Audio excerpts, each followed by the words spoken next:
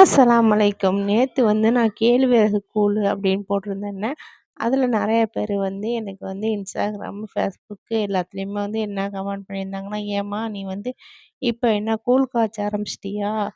அப்படின்னு சொல்லி போட ஆரம்பிச்சுட்டாங்க. "ஏன் பேக்கிங் வேலையெல்லாம் ஒண்ணுமே இல்லையா?" அப்படின்லாம் கேட்க ஆரம்பிச்சுட்டாங்க.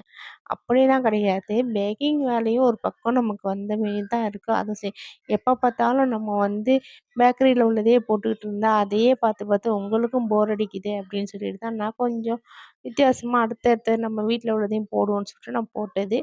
அது கொஞ்சம் நக்கல் பண்ற மாரி இருந்தது எனக்கு. பரவாயில்ல. அவங்க நக்கல் பண்ணா அவங்களுக்கு, நமக்கு என்ன? நம்ம செய்யறது ப்ரௌனி, முட்டை மிட்டாய் எல்லாமே செஞ்சுக்கிட்டு தாங்க நிதனிக்கு நமக்கு சேல்ஸ் ஆகிட்டு தான் இருக்குது. இல்லைன்னு சொல்ல முடியாது. இருந்தாலும் அவங்களுக்காக நம்ம வேற வீடியோ போடக்கூடாது அப்படின்லாம் கிடையாது. நமக்கு மனசுக்கு எது பிடிச்சிருக்கோ அந்த வீடியோவ போடுவோம். நான் போட்டிருந்த கேழ்வரகு கூழ் யாருக்கெல்லாம் பிடிச்சிருந்துச்சுன்னு சொல்லிட்டு கமெண்ட் பண்ணுங்க. ஏன்னா பிடிக்காதவங்க நெறைய பேர் இருப்பாங்க. நம்ம சேனல பார்த்துட்டும் பார்க்காம போறவங்க நெறைய பேர் இருப்பாங்க.